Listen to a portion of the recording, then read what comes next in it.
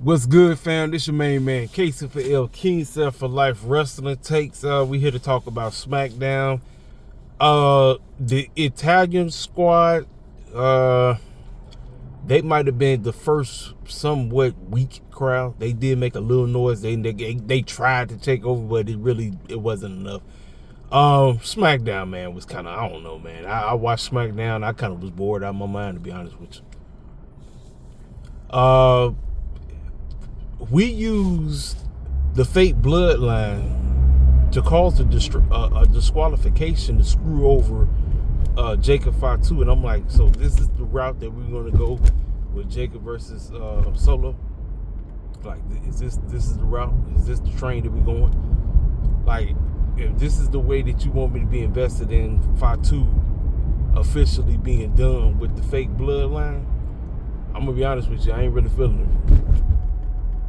I'm like, Jacob Fatu had every reason to be ticked off with them. Like, yo, what the heck was that about? Like, why y'all coming out here screwing me? Like, what is this? Like, it's not making sense. And like I said, it was for a shot to determine who gonna face LA Knight next week in London. It was Braun Strowman versus Fatu, and I'm like, don't you want a heel versus a face? No, we wanted a face versus face. I told you, pro wrestling these days don't know how to stay on track. Nobody knows how to stay on what it's originally about, which is a heel versus face. Like, don't nobody know how to do that no more. Nobody. Sometimes they don't even know how to do it in AEW. I mean, for the most part, they do try to do it in AEW, but even in AEW, they don't even do it right. But yeah, that part. Piper Niven and Zelina Vega went against one another. I guess this was for a shot for the United States Championship, but for some odd reason, I would think, her husband's getting ready to show up. You would think you would be doing her right, but Triple H just ain't. He's not doing it right. He's not doing Zelina right, and he really has no idea what to do with her. And I'm like, her husband ready to pull up, but nothing, absolutely nothing. And the crowd really didn't even give a dang about it. Like I said, man, you give cats these championships, but it's like they not really doing nothing. Chelsea Green got the United States Championship, but ain't doing nothing with it. Nothing. And then, like I said, you threw the United States Championship right back on LA Knight, but I'm like, LA Knight stuck in mid-card purgatory. It's almost like, okay, he won it back, and what, we got Jade versus Liv Morgan. Obviously, you knew what was going to happen there. Naomi came out of nowhere rocking a cautious outfit.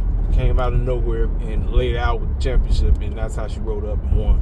And then she beat the brakes off of her. And I'm watching this, y'all, and I'm like, so this is supposed to get heat on Naomi, and this is supposed to get me to dislike her and root for Jade.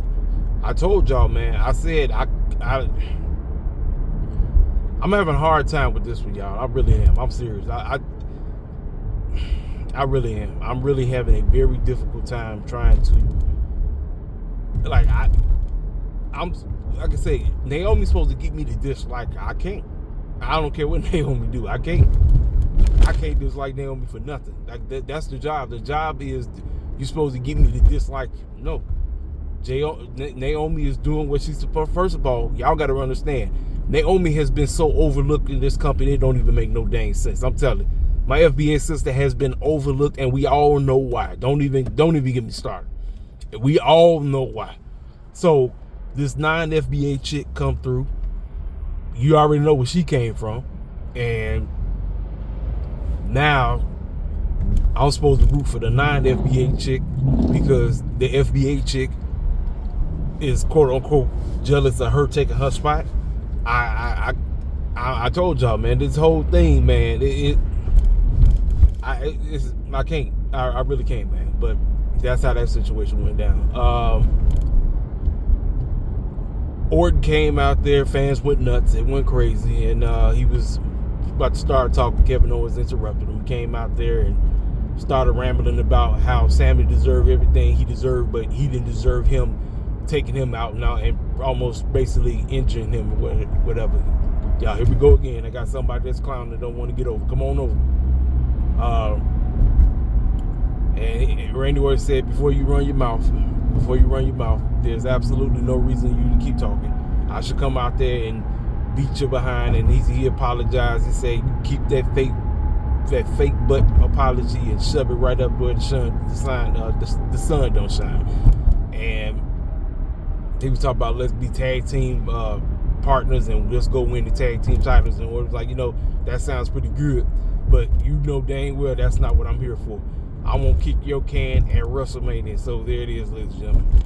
We got Orton versus Kevin Owens, and you already know the script. I'm going Sami Zayn coming out of nowhere basically to help Orton win the match. It's already a done deal. Do I care about the match? No, but that's it. We got Drew McIntyre pretty much talking about Damian Priest and running his mouth about Damian Priest and why Damian Priest is the reason why he's still ain't taking full responsibility for why he's in this position that he's in. I told y'all about Drew McIntyre, the complainer. I told y'all. Drew McIntyre would have walked out of WrestleMania last year as your World Heavyweight Champion if he didn't play patty cake with CM Punk. Chose not to. He chose not to. It's just unfortunate that Damian Priest just so happened to be in all them positions every time this situation happened. So he blamed it all on him. That's all he was doing. So later on, they had a tag team match, and they won. But after they won, Drew beat the brakes off of Damian Priest. So we're getting Damian Priest versus Drew McIntyre at WrestleMania. Do I give a dang? No, but it is what it is on that. We got a sit-down conversation between the two androids, the original android versus the wannabe android. You already know where that's going. I told y'all, man, it's a wrap. It's curtains. For you Tiffany Stratton fans, it's Tiffany time. It's unfortunate, y'all, but your girl is going down. The original android is getting her championship back. That's all I'm saying on that. The Street Profits, which don't make a lick of sense. You just promoted them as heels. Now they're baby faces again. Could you make up your mind? What are we doing with the Street Profits, H? What are we doing? H don't know. He don't know. I tell y'all all the time, he don't really know what he's doing, especially when it's concerning us. He really don't know, and that's on purpose. They was out there talking about it took 4 years to get these things back, and they ain't gonna hold on to it for a long time. Next thing you know, everybody that won a shot for the tag team titles then came out. So I'm guessing Pretty Deadly is at this point, man, I really don't know what the Clown Triple H is doing with the tag team division. It's listen, everybody be on Tony Khan about his, but at least what they trying to do, they put him on the Hurt Syndicate, so it's cats, stepping their game up. Over here in the E, I don't know what the Clown going on with the tag team. I really don't. So Street Profits won the titles back, but what? So Pretty Deadly can take them down at WrestleMania. It don't make sense to me. It really don't. It honestly does not make a lick of sense. But hey, Steve's hot. It's what everybody love, right? I'm trying to think, is anything I'm leaving off? Oh yeah, that's right. Esteban came out there. Like I said, yeah, the tag team division is a sad joke. It is a sad joke, ladies and gentlemen. It is a sad joke. I really don't know. I'm trying to think before I get to the main event. Oh, and Seth Rollins came walking up, and yeah, as Drew McIntyre was leaving, he walked right into Seth Rollins, who was dressed up looking like who? Mr. Free. Listen, Seth Rollins must got some kind of obsession with Batman villains, and because he's been first he was the Joker. Then after he went from being the Joker, he turned into doggone Riddler. And then after he turned into Riddler, now he doggone Mr. Freeze. I was like, man, this dude is something else. So that segment we had, the tribal chief out there, Roman, Paul Heyman, Seth comes out, and as these two clowns are going back and forth, CM Punk come out. And then the only thing that CM Punk said was because he saved they family at War Games. Paul Heyman owes him a favor, and then next thing you know, those Seth Rollins and him started beating the brakes off each other, and we got absolutely nowhere. So, and right now the match is already set up. They didn't already announce it. We getting a triple threat for what? Bragging rights? I don't give a dang about no freaking bragging rights. Crap. I told y'all, if they didn't give me an answer to why the clown they was, you know, becoming getting involved in the triple threat, I wasn't gonna give a dang. Well, we got the triple threat, but no stipulation.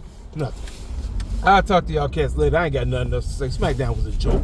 Y'all already know what to do. Hit the comment section up. I'll talk to y'all cats later. Holla at your boy.